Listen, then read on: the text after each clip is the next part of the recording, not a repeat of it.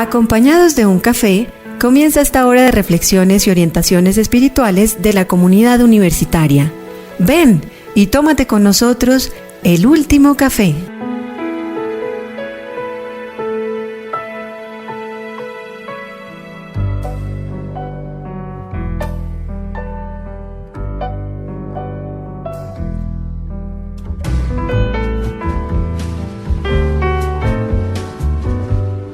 Amigos de Uniminuto Radio, bienvenidos al Último Café. Hoy nos vamos a dirigir a un país entrañable, muy particular dentro del contexto latinoamericano, que es Bolivia.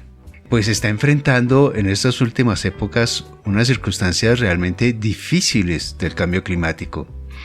En líneas generales, países como el nuestro, como Colombia o Ecuador, que estuvimos visitando en el programa anterior, pues la crisis no la sienten tan dura. Pero en Bolivia sí se está sintiendo realmente duro, porque allí los cambios son absolutamente drásticos. Han perdido una gran cantidad de nieves que permitía que los agricultores que estaban viviendo muy cerca a la nieve pues tuvieran agua. En ciudades como Cochabamba la cosa se complica aún más. También han tenido inundaciones terribles por el efecto del Niño. En fin, la situación realmente es preocupante, no solamente en este presente, sino hacia el futuro. Ana Lía González, ella hace parte del equipo de AICA en Bolivia, es la líder técnica, y bueno, ella es ingeniera ambiental de la Escuela Militar de Ingeniería de Bolivia, y tiene maestrías en Ingeniería Hidráulica y Medio Ambiente de la Universidad Politécnica de Valencia, en España, con especialización en ordenación, restauración y gestión de cuencas hidrográficas. Y además pues tiene otra maestría en evaluación social y gerencia de proyectos de la Universidad Católica Boliviana de San Pablo. Ana Lía, bienvenida a los micrófonos de Uniminuto Radio. Muchas gracias, Carlos. Gracias por la bienvenida, gracias por la introducción, por la invitación. Y bueno, presta aquí a poder tener esta charla muy amena para hablar de estos temas de cambio climático, como tú ya has mencionado. Buena parte de la acción que ustedes han venido realizando es allá en Cochabamba. Contémosle a nuestros oyentes cómo es esta ciudad.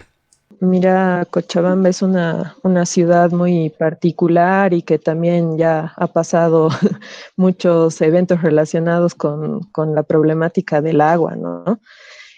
Cochabamba es una ciudad en el valle de Bolivia y esta ya forma parte de una región metropolitana denominada Canata, que es una región de municipios que ya están conurbados, ¿no? Entonces son 7 municipios que están muy cerquita, ya casi pegados en ocupación territorial, y eso hace parte que sea uno de los centros poblados importantes de Bolivia, ¿no? Entonces tenemos mucha gente que vive ahí, y a la vez también otra de las particularidades de Cochabamba es que el área urbana con el área rural están muy interrelacionadas, ¿no? Como mencionabas, la otra de las importancias de Cochabamba es que, bueno, a algún momento se la denominó y se la denomina todavía como el granero de Bolivia, ¿no? Entonces hay mucha producción de alimentos frutales en área rural. Entonces, que provee a esta gran ciudad de Cochabamba, pero también a otras regiones en Bolivia. Entonces, bueno, es una ciudad importante y cada vez se caracteriza porque está creciendo mucho más debido a que, bueno, cuenta con el clima para poder tener esta producción, Sí. ¿no?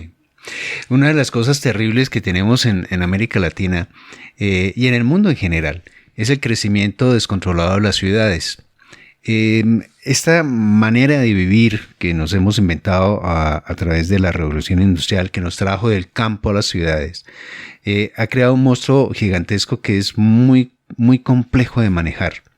Yo por eso no peleo con los alcaldes, porque es que ser alcalde de una gran ciudad es un problema, porque crecen de una manera incontrolada. La situación de la ruralidad que no está tan bien cimentada o protegida, pues hace que la gente del campo emigre a las ciudades creando cinturones de miseria en la mayoría de las veces. Entonces, la infraestructura que tiene que tener una ciudad para abastecer las necesidades básicas de las personas es muy complejo, y en un país con una situación climática en crisis es aún peor. Ese problema del agua allí en esta parte de Bolivia. Aparte de este problema que dices, ¿no? Que ha habido mucha migración y hay mucha migración campo-ciudad. Otro problema es que en esta región de los valles es una zona muy seca, ¿no? El problema es ese, hay que buscar cada vez nuevas fuentes de agua para poder abastecer a la demanda de agua de la ciudad, no solamente para uso doméstico, ¿no? y uso para tomarla como agua potable, sino también para estos otros usos que son importantes, ¿no? Y que son los que demandan agua como riego para los cultivos. Hay muchas industrias también de alimentos importantes en la ciudad de Cochabamba. Bueno, climáticamente, como decía, es una zona muy seca, es muy árida. Bueno, las fuentes de agua generalmente o son las fuentes de agua de lluvia, agua subterránea, ¿no? Entonces, eso dificulta mucho más, o sea, el aspecto climático en Cochabamba dificulta su acceso. La crisis ha sido como que de siempre, un problema de siempre, y por eso también han habido los problemas que hubieron. Tuvimos una guerra del agua en Cochabamba. Hay otro factor aquí interesante, y es que desafortunadamente, no sé cómo estará funcionando hoy en día allí en Cochabamba y en general en Bolivia, pero nosotros utilizamos el agua, pero no retornamos agua buena a la tierra o a las corrientes hídricas. Y convertimos, en el caso de Colombia, sucede así, es penoso, convertimos los ríos realmente en alcantarillas. ¿Cómo sucede allí esta situación en Bolivia con el tema del agua que ya se ha sido utilizada? Sí, bueno, has tocado un tema pues súper complementario y que está integrado, ¿no? A todo este sistema. Yo más me he referido a, bueno, las fuentes, pero lo que mencionas es, nosotros pasamos por lo mismo, ¿no? Todo el agua que después es utilizada prácticamente es desechada o evacuada a los ríos, ¿no? Sí, hay algunas en las ciudades, en las grandes ciudades hay plantas de tratamiento de aguas residuales y luego estas son vertidas a los ríos, ¿no? Pero no es que estas plantas estén recibiendo las aguas de toda la ciudad, justamente por este crecimiento que no está tan medido en cuanto a población, ¿no? Sí.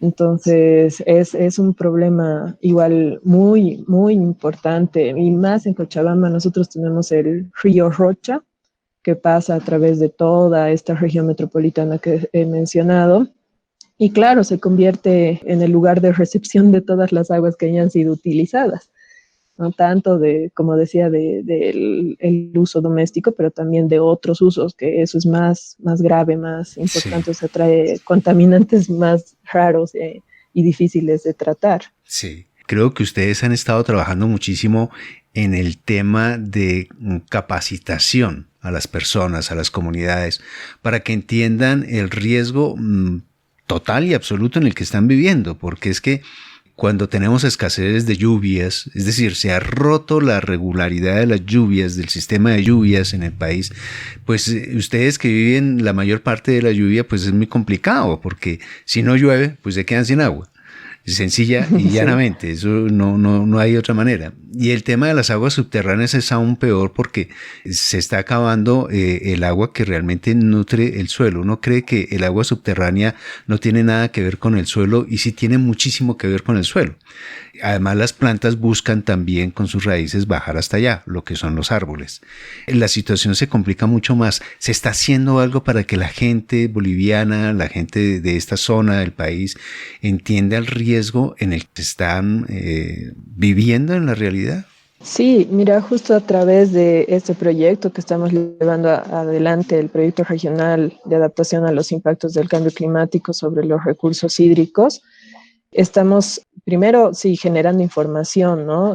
Haciendo entender a través de esta generación de información cuáles son las causas y cuáles son los impactos de estos eventos climáticos extremos que estamos teniendo, ¿no? Entonces, como mencionaba, sí, por un lado está la sequía, que eso evidentemente está fuerte, pero también, por otro lado, hay otro evento extremo que son las inundaciones causadas por precipitaciones intensas que se presentan de manera muy puntual en épocas de lluvia y que también tienen sus impactos, ¿no? Eso a la vez está relacionado, o sea, estamos dando a conocer esta información y capacitando a la gente para que se entienda el todo como un sistema, ¿no? Que este sistema ambiental está conectado. Primero, sí, que ya hay problemas ambientales como los que mencionábamos de contaminación y otras formas de gestión, por ejemplo, no solo del recurso agua, sino de otros recursos que a su vez el cambio climático está agravando esta situación, ¿no? O sea, esta problemática ambiental. Se está generando esta información sobre qué está ocurriendo, cuáles son los riesgos que la gente y también el ecosistema en la ciudad está viviendo o a la cual está expuesta cuando está ocurriendo estos cambios climáticos, ¿no? Además porque no solamente es el agua de la ciudad, ¿no? Si no tenemos agua no podemos cultivar y si no hay cultivos pues no hay comida y si tenemos animales pues también se van a morir de sed. Es decir, la situación es realmente complicada.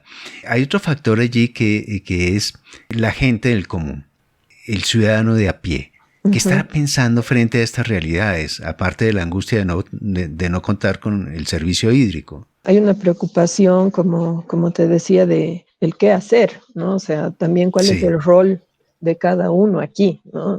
Tampoco es pensar que uno no forma parte ni del problema ni de la solución, sino que cada uno, como dices, hasta ciudadanos de a pie, tenemos que asumir y tenemos que entender que esto no es que pasa solamente porque la lluvia viene intensa o porque, digamos, no viene la lluvia, ¿no? Sino que esto tiene consecuencias o por detrás de estos efectos estamos pues también nosotros, ¿no? Como personas, no sé, modificando todo nuestro sistema desde hace años. Tenemos que también pensar en qué hacer, ¿no? En ya tomar un poquito más de un rol más activo de cuáles serían las soluciones, ¿no? ¿La gente propone soluciones o están esperando que todo caiga ahí sí que desde el mismo estado o como diríamos nosotros aquí muy coloquialmente que todo les caiga del cielo? ¿La gente está proponiendo algo? ¿Los jóvenes, por ejemplo, están haciendo algo al tema? Sí, mira, otra de las características de esta región es que también tenemos muchos emprendedores y jóvenes emprendedores, ¿no? Y que hay buenas ideas, o sea, esto de los impactos de cambio climático, más bien ya lo hemos vivido, ya lo estamos viviendo, entonces ya no es un tema que no nos está tocando, que es como que está así muy intangible, sino que, bueno, gracias a lo que ya han ocurrido algunos eventos, algunas consecuencias fuertes, inundaciones que han acabado con algunos igual lugares donde se producían, o granjas donde habían pollos, por ejemplo, ¿no? Claro, la gente ha tenido que reaccionar a esto, entonces sí hay ideas, sí hay propuestas, pero claro, una vez que ya les ha pasado esto, ¿no? Claro, no voy a mentir en que todos tienen propuestas, claro, hay también otro sector, otro grupo de personas que también está esperando como que demandando las soluciones de parte de otros actores como el Estado y demás. Eso claro que hay, ¿no? Pero la intención es también plantar como la semilla de entender y asumir eso, ¿no? O sea, sensibilizar a la población que es parte del problema, ¿no? Y de ahí, como dices, sacar las soluciones, ¿no? De que puedan proponer soluciones, no solamente, digamos, no sé, pues cuando a veces se piensa de que hay que hacer más infraestructura, eso está bien, pero también hay medidas complementarias de adaptación al cambio climático, ¿no? Que son un poco más medidas soft, medidas de estas blandas, de capacitarse, de buscar otras buenas prácticas en la gestión ambiental, ¿no? Entonces eso creo que reactivamente la gente ya lo tiene en el radar, ¿no? Y es solamente hacer entender que también con lo que está haciendo está contribuyendo a adaptarse, a enfrentar estos cambios climáticos. Cuando uno habla de juventud, de los chicos de hoy, pues uno tiene la referencia de Greta Thunberg. No Ujú. sé si en Bolivia haya la versión boliviana de Greta. Bueno, no tenemos un equivalente así como de una Greta que ha salido a la luz y que es muy conocida a nivel mundial, pero de seguro que tenemos lideresas en los vecindarios, en, no sé, grupos de jóvenes, brigadas ambientales. Sí las hay, yo creo que más bien están como que en formación y llegando, esperemos que algún momento sean tan visibles como Greta, ¿no? Cuando nosotros hablamos de Bolivia, hablamos de la fortaleza de las mujeres bolivianas, que es muy típico en las comunidades indígenas fortalecidas, porque las mujeres tienen un papel muy importante. ¿Cómo está funcionando esto actualmente en Bolivia con este tema del cambio climático, de la crisis ambiental, con respecto a las mujeres y su papel en esta lucha para lograr un mejor vivir para todos? Mira, el rol de la mujer en la gestión del agua es súper importante, ¿no? Y creo que ahí es importante, lo queremos visibilizar, pero también fortalecer, ¿no? Como mencionas en nuestro país, y creo que en nuestra región el rol de ir a recoger el agua, de todavía tener esa relación súper directa, ¿no? Entre el uso del agua para la producción o para el cuidado de la casa, ¿no? Eso está súper presente. La misma mujer tiene esa conciencia de lo que le cuesta ir a conseguir el agua, ¿no? Y también de ella misma ve cómo la va a desechar o evacuar cuando ya la ha utilizado. Entonces es como la primera gestora, ¿no? Y como decía, sí hay mucha fuerza, o sea, hay muchas organizaciones por estos roles, digamos, de género.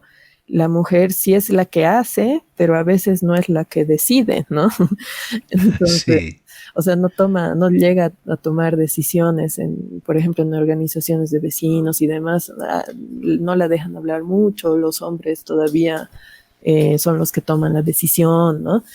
Al margen hay todavía la posibilidad de fortalecer más bien ese rol que tiene de gestión del agua y poder hablar más, poder decidir y poder dar soluciones a lo que está Sí. viviendo, ¿no? Cuando tú hablas de estos movimientos femeninos y en general de la población, todos estos proyectos tienen que funcionar si la administración pública, la administración departamental y aún la administración nacional, pues colocan políticas realmente que se puedan desarrollar en protección del patrimonio, en este caso el patrimonio hídrico. Uh-huh. Cuando uno revisa la historia de nuestros países, pues uno tiene que entristecerse porque en líneas generales siempre ha sido la venta del país, la venta de los recursos. En Bolivia no ha sido ajeno a esto. Bolivia ha tenido que pelear contra multinacionales que se han adueñado literalmente del agua. Uh-huh. Y así una cantidad de recursos impresionantes que desafortunadamente hacen parte de esa idea del subdesarrollo. Es decir, vender la casa para poder vivir, ¿no? En vez de producir cosas que realmente pudiéramos competir, pero vendemos la casa de a poquitos, vendemos el ladrillito, la ventanilla, en fin, vamos vendiendo la casa. Uh-huh. ¿Cuál ha sido la relación de ustedes en este proyecto con el tema de las políticas públicas? Sí, mira, en relación a la transversalización de esta temática de cambio climático, nosotros hemos abordado el aporte por ese lado, ¿no? O sea que existen algunas políticas en las cuales también herramientas un poquito más técnicas. En el caso de Bolivia trabajamos en el sector de agua potable y saneamiento, ¿no? Existen políticas en el sector que el proyecto está apoyando en que se pueda transversalizar el tema de cambio climático en las mismas. Esto quiere decir, por ejemplo, ¿no?, que nosotros trabajamos también con residuos sólidos, en específico con los residuos de construcción y de demolición, porque tienen mucha relación con su disposición cerca a los ríos, en las riberas de los ríos, ¿no?, o en cuerpos de agua.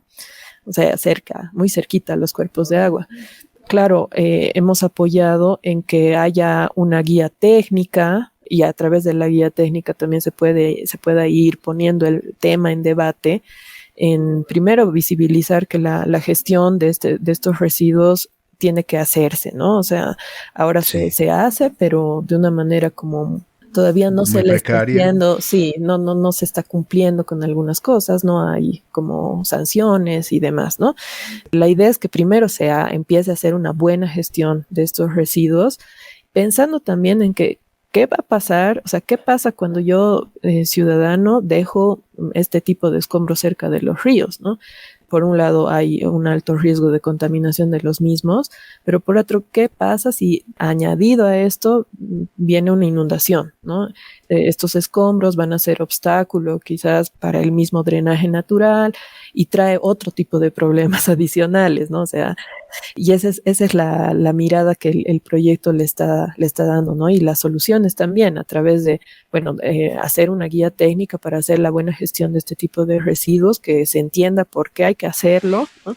Y que está relacionado con el cambio climático. Es como ponerse los lentes de cambio climático, ¿no? En esta parte para ver que ya está sucediendo lo que tenemos problemas ahora, se puede agravar con el mismo, ¿no? Con los eventos relacionados a este. Usted como ingeniera entiende que estamos desperdiciando materia prima de una manera increíble. Nosotros pensamos siempre en chatarrizar carros porque vemos el material ahí, a la mano, ¿no? El acero, y se vende y bueno, se transforma. Pero por ejemplo, en estos materiales de construcción y todo lo que sale de las casas, de las industrias, de la remodelación misma de la ciudad, se convierte en basura, cuando en la realidad es materia prima para poder producir nuevas cosas. El tema del plástico, por ejemplo, es fascinante cuando al plástico se le da otra utilidad. Con plástico se puede hacer lo que a usted se le pueda ocurrir y simplemente reciclando plásticos que ya han sido consumidos, ¿no? Por ejemplo, estos empaques que llevan detergentes y todo ese tipo de bidones que llegan a la casa, por ejemplo. Todos esos materiales bien remanufacturados, producidos, pues tienes materiales para todo lo que tú quieras. Creo que en ese sentido, en América Latina estamos poco atrasados. En Colombia, por fortuna, ya hay empresas dedicadas a este campo, de construir hasta casas, generar ladrillos, hacer carrocerías de autos, en fin, una cantidad de posibilidades que nos da el plástico. Creo que esta situación en Bolivia todavía no ha despegado así como quisiésemos, no solamente los bolivianos, sino América Latina en general. Sí, yo creo que todavía nos falta mucho por recorrer, ¿no? Pero bueno, te comento lo que dices, hay pocas empresas, o sea, de que hay pocas, pero bueno, que sirvan también de ejemplo, ¿no? Igual, gracias al trabajo que se está haciendo con el AICA, a través de los diagnósticos que hemos tenido que hacer para luego hacer estas guías que te decía, se han encontrado algunas pequeñas empresas, ¿no? Empresas unipersonales o pequeñas microempresas que hacen esto, ¿no? Que recuperan el material aprovechable. Y bien que se puede, o sea, es como dices, igual de este tipo de residuos que nosotros trabajamos, se recupera igual el fierro, ¿no? Y se lo vuelve a fundir y se vuelve a utilizar en otros aspectos productivos, ¿no? Pero también se han estado haciendo, recuperando algún material aprovechable de los ladrillos, de quizás piedra, arena, un poco se ha hecho también unos adobes o unos ladrillos, como decías, igual que los ecoladrillos de plástico, igual de material recuperable de los escombros o de estos residuos de demolición. Hay empresas que ya están emprendiendo en esto, ¿no? En hacer, en darle el valor agregado a aquello que nosotros simplemente estamos desechando. Entonces son muy pequeñas estas empresas, pero seguramente que sirven de modelo, ¿no? Hay que auspiciar estas iniciativas, además porque son las iniciativas que van a tener vigencia en esta parte del siglo. Generalmente cuando pensamos en industrias, siempre estamos pensando en industrias del siglo pasado y resulta que todo está cambiando. Y el siglo XXI, en esta parte del siglo XXI, estamos hablando es de tecnología aplicada a solucionar problemas. Una de estas tecnologías que se intentan desarrollar en Colombia, por lo menos, no sé, el resto de América Latina, estamos trabajando en una cosa que se llama agrónica, que es un paso adelante de la tradicional agronomía, que pues la agronomía del siglo pasado era cultivos extensivos, el uso de agroquímicos, una alteración de todo el contexto biótico que complicaba mucho la vida. Además porque siempre trabajabas con semillas transgénicas, en muchos casos, con una cantidad de aditamentos que había que hacer, en fin. Hoy en día Bolivia se enfrenta a esta crisis del cambio climático pensando en la tierra, en el sentido de que tenemos que reforestar Bolivia.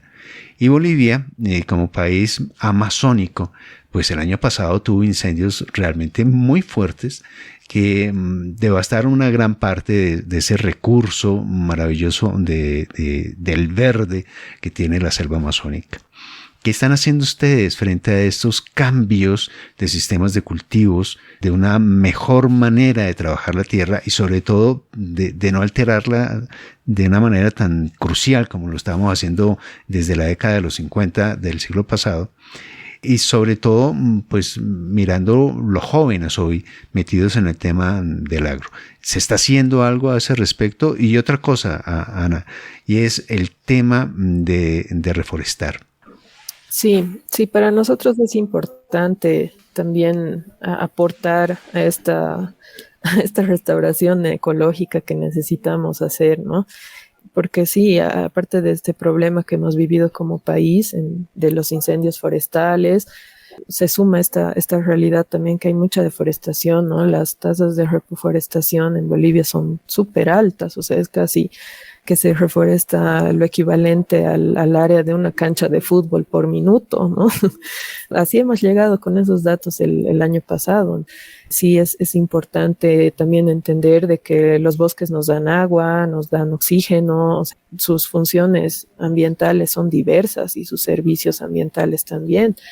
Nosotros reconocemos que el hacer forestaciones es una medida de adaptación al cambio climático, ¿no? De enfrentarnos a estos cambios que ya hay, pero también aportar a que, bueno, el sistema devuelva un poquito más natural, o sea, de todo lo que ya hemos modificado, ¿no? En el proyecto está muy relacionado, igual tenemos muchas campañas de forestación y de reforestación en lugares donde, bueno, tú mencionabas y yo también lo de esto, del avance de la frontera agrícola, ¿no? Y por un lado hay esto, pero también hay el avance de las áreas de construcción, ¿no? De las viviendas.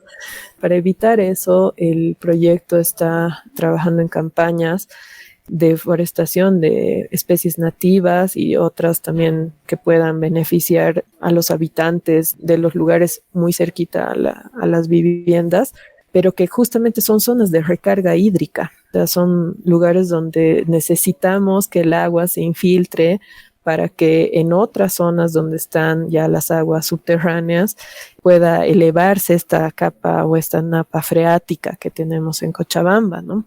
Entonces, mira, nosotros tenemos un lugar particular en las serranías de esta cuenca donde trabajamos, de la cuenca del río Rocha. Tenemos un área protegida, un parque nacional denominado Tunari. Esta área donde justamente hacemos las reforestaciones con jóvenes, con vecinos, para que también se apropien de esto, ¿no? Porque imagínate si hacemos solamente la reforestación de una manera así muy aislada, nadie va a cuidar los árboles, ¿no? Exactamente. Ese es un aspecto bien importante, Ana, porque muchas veces los gobiernos, las instituciones dicen, sembramos cantidad de árboles, sí, pero ¿quién los cuida? Uh-huh. ¿Y cuál es el porcentaje de esos árboles que puedan sobrevivir en la realidad y que pueden generar bosques hacia adelante? Realmente esos datos nunca están.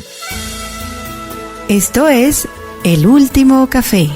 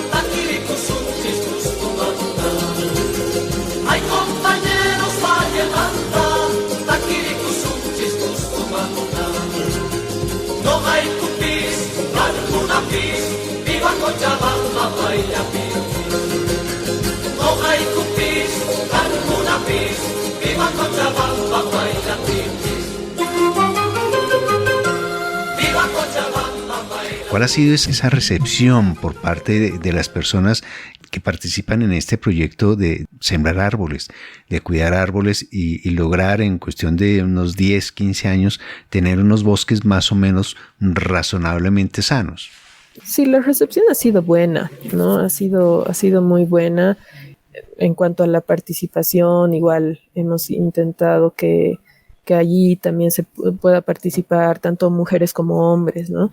Y por este mismo rol que decía, a veces yo siento que la mujer tiene un poco más de apego a todo este tema del cuidado del medio ambiente, ¿no? Los vecinos o las organizaciones de vecinos, que nosotros le llamamos OTBs aquí, las organizaciones territoriales de base, se han movilizado, se han organizado una vez que hemos contactado y hemos explicado también el porqué de esto, ¿no? Eso es súper importante también, ¿no? Que entiendan por qué lo están haciendo, porque como en el radar de las personas está, bueno, sí, un árbol me da oxígeno, digamos, ¿no? Pero aquello de que también son bombitas de agua que van a asegurar, digamos, la estabilización del suelo en algún lugar y que con eso, gracias a esas plantaciones, en cierta parte van a estar protegidos también a eventos de deslizamientos, inundaciones. Eso también yo creo que les ha motivado a ellos, ¿no? O sea, la intención de nuestras acciones también es contar aquello, o sea, que se sienta y que se sepa para qué se están haciendo las actividades. Entonces, con esto, claro, es pues un trabajo, esto de la sensibilización, la educación ambiental es un trabajo de multiplicador, pero que hay que hacerlo, ¿no? Entonces, la idea es iniciar con estas personas y que, bueno, también esto pueda replicarse en otras vecindades, en otros lugares, ¿no? Entonces, ha sido buena la recepción. Aquí Bolivia tiene un aspecto que lo hace un poquito diferente al resto del contexto de países de América Latina, y es la gran fuerza indígena que hay allí. Uh-huh. Y claro, ellos buscan siempre, o es parte de su argumento cultural, la Pachamama, el cuidado de la tierra, el uh-huh. cuidado de la vida natural que está allí. Uh-huh. Esto desafortunadamente algunas veces se convierte en un eslogan uh-huh. más que en una realidad. ¿Qué se está haciendo frente a eso? Porque de todas maneras ese conocimiento ancestral, desde una visión indígena que se supone hace parte de la naturaleza, se siente parte de la naturaleza, muy distinta a una realidad occidental que consideramos que la naturaleza es para explotarla hasta que se acabe, ¿no? Sí. ¿Cómo está sucediendo esto ahora en Bolivia frente a esta crisis ambiental que ahora sí se siente y se siente de verdad? Uh-huh. Nosotros tenemos una ley muy importante que es la ley 300, que se llama Ley Marco de la Madre Tierra y Desarrollo Integral para Vivir Bien, ¿no? Y este es el marco de acción, o sea, producto de estas movilizaciones, de este conversar con los pueblos y de tus propuestas, también esto que tú mencionas, ¿no? Esto del cuidado, del apego a la madre tierra que nos da y que también hay que retribuir eso que nos da, ¿no? Entonces, gracias a eso ha salido esta ley. Yo la menciono porque, bueno, puede estar igual ahí es como un logro para el país, porque sí está reconocido de que hay que hacer, o sea, que hay que tomar acción en el cuidado del medio ambiente y que esto nos va a llevar al desarrollo también. O sea, es una nueva forma de ver el desarrollo, lo que decías. En otros países creo que, bueno, explotan y luego recién se están dando cuenta de que, bueno, ya la han pegado en el tema ambiental y algo hay que hacer, ¿no? Ahora, bueno, es interesante ver y también como tú lo estás viendo desde allá, que sí, nosotros estamos sufriendo crisis ambiental fuerte en todo aspecto, ¿no? Desde riesgos, incendios, la misma pandemia ha traído pues algunos, no sé, ahora se genera mucho más residuo sólido y demás, ¿no? Entonces, yo creo que por ejemplo, el amparo de esta ley es interesante, es muy bueno, pero que todavía tenemos que avanzar en lo operativo, ¿no?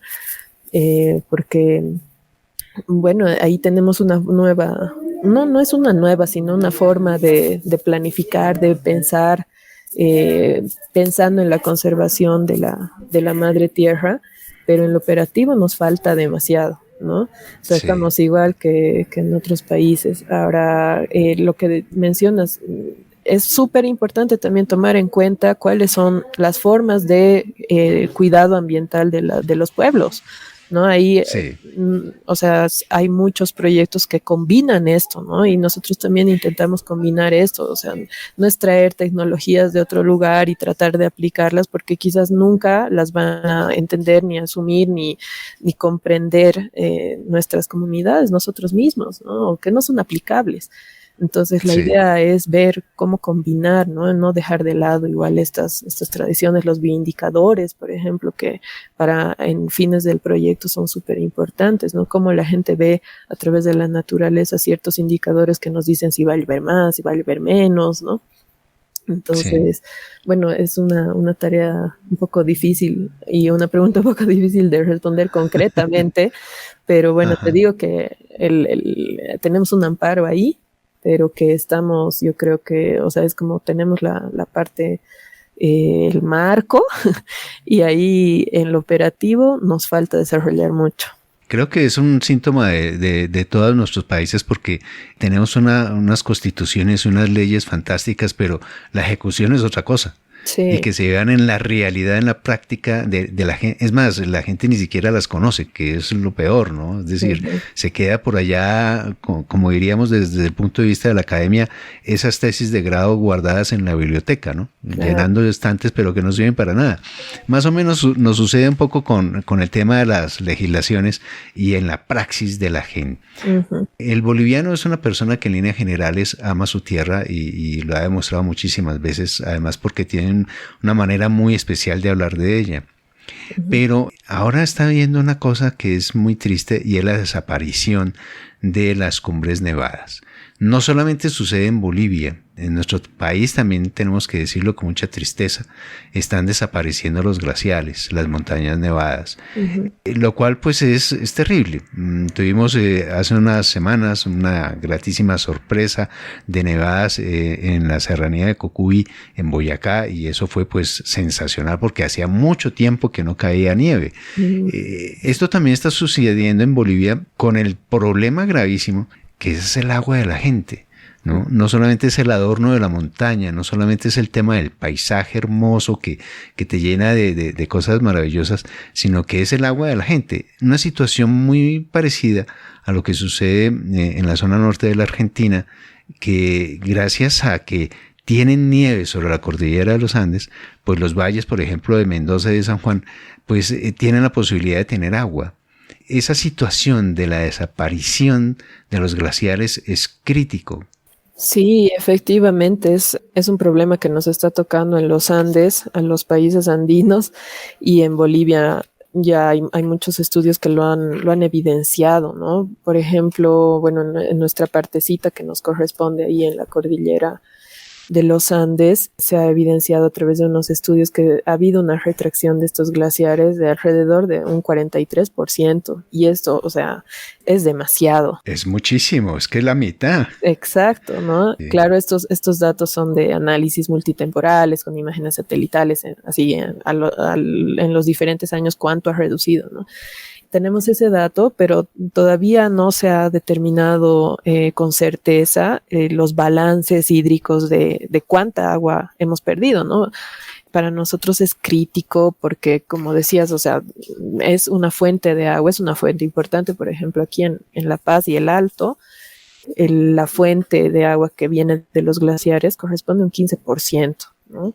Parece poco, pero no lo es, ¿no? Porque a la vez estos deshielos de los glaciares también sirven para el riego de varios cultivos de zonas que están alrededor de estas ciudades, ¿no? Zonas rurales. Sí.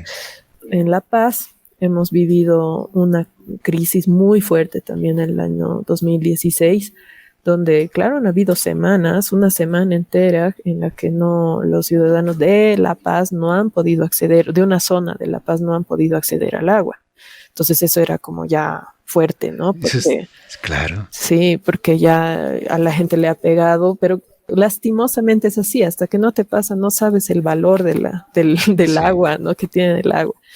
Bueno, eso fue porque las represas que nosotros tenemos, que están justo muy asociadas a estos glaciares, no se han llenado, ¿no? No se han llenado, era un año muy seco y entonces la población ha tenido que sufrir esto.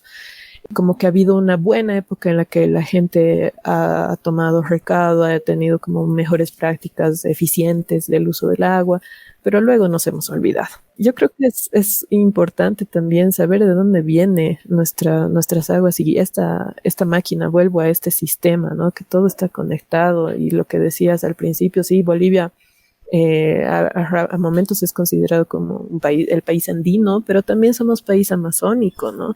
Y esos bosques amazónicos son los que traen el agua para que luego haya esta formación de glaciares de nieve en los glaciares que tenemos en la cordillera, ¿no?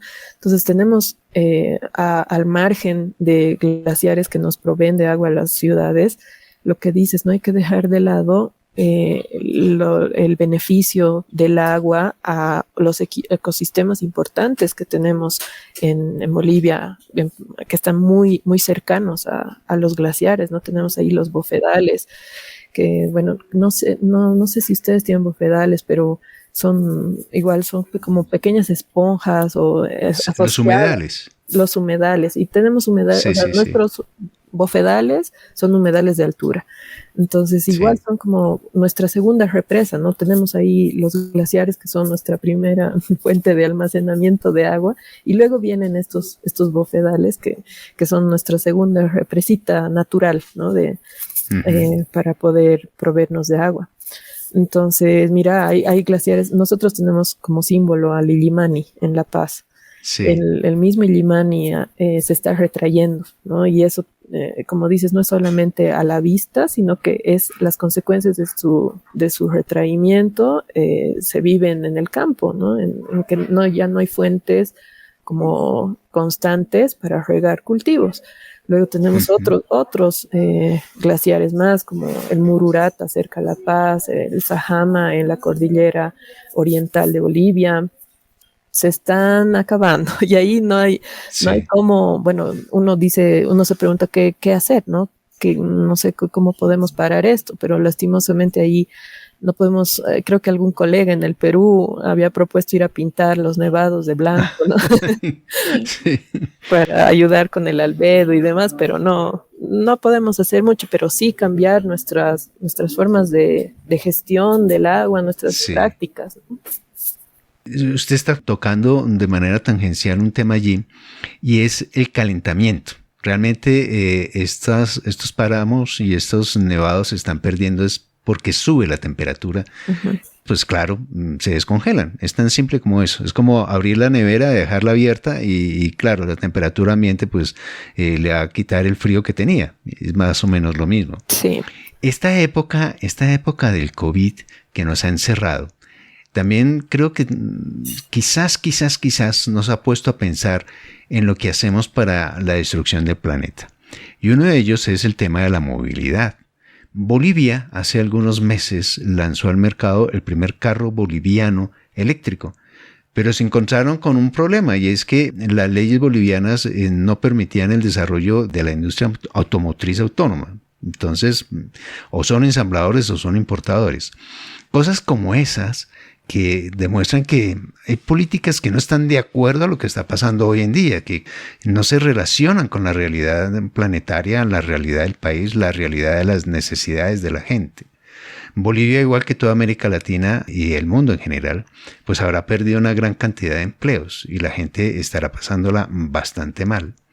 Pero creo que también es un tiempo para repensar el tipo de sociedad que queremos, el tipo de sociedad en la que funcionamos, en la manera en que consumimos las cosas, que es de una manera desaforada y sobre todo en las ciudades. Eso que les pasó a ustedes, que se les fue el agua, la gente en su momento tuvo que haberlo repensado, pero pero en líneas generales seguimos enmarcados en esa sociedad del consumo, en una sociedad que no se mide absolutamente en nada. Es más, la gente dice, si yo tengo el dinero, pues lo puedo comprar. Sí, pero es que usted lo compra y mire lo que está pasando. Creo que este tiempo también nos ha permitido reflexionar un poco sobre la vida que llevamos. Claro que sí. Mira, yo creo mucho en que hay que volver a reconectar, ¿no? Hay que ver de dónde venimos, igual cuál es nuestra consecuencia, ¿no? De todo lo que hacemos. Porque creo que ha habido en eso de pensar que el consumir está bien, ¿por qué consumimos? Igual, ¿por qué compramos tanto de algo si es que podemos vivir bien con poco? ¿No? Y ahí está el buen vivir y todo eso, ¿no? Sí.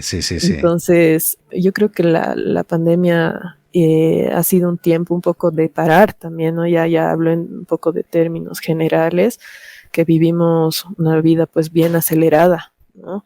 Entonces ha sido un tiempo para parar y para también, la misma naturaleza nos ha dado algunos signos de que, bueno, por ejemplo, algunos animales han vuelto o han empezado a aparecer en las ciudades que no se los veían antes.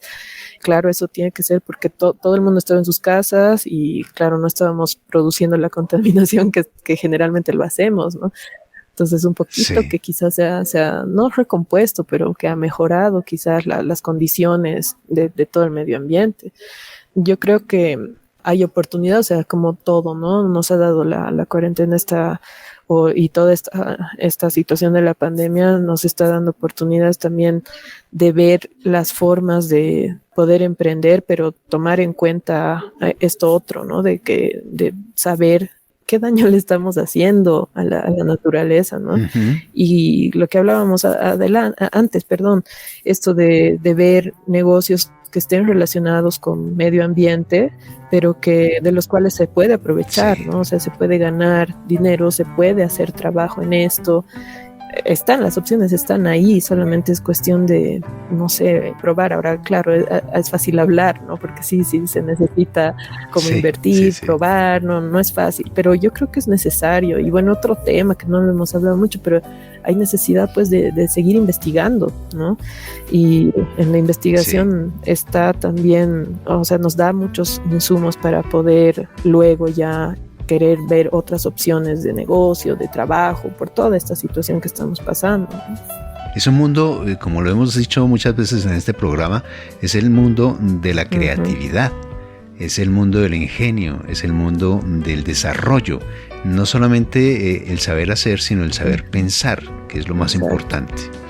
Pues Analía González, líder técnico del proyecto AICA en Bolivia, ingeniera ambiental, muchísimas gracias por habernos acompañado, por habernos abierto pues una visión de su país, que en línea general es un país muy querido por nosotros los colombianos, y de América Latina, aún con sus tradiciones, con todas sus cosas, es un país realmente espectacular.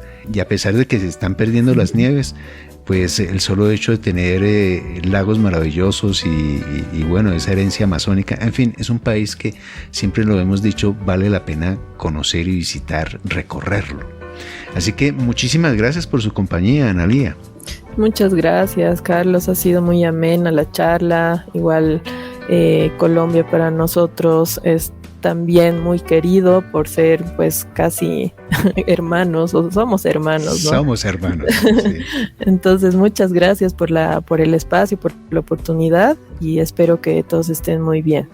Bueno, y a todos nuestros oyentes la invitación para que sigan aquí en sintonía de Uniminuto Radio, la radio de la universidad. Será hasta pronto.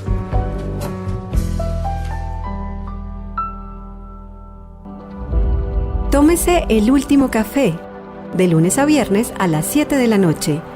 Invita Uniminuto Radio.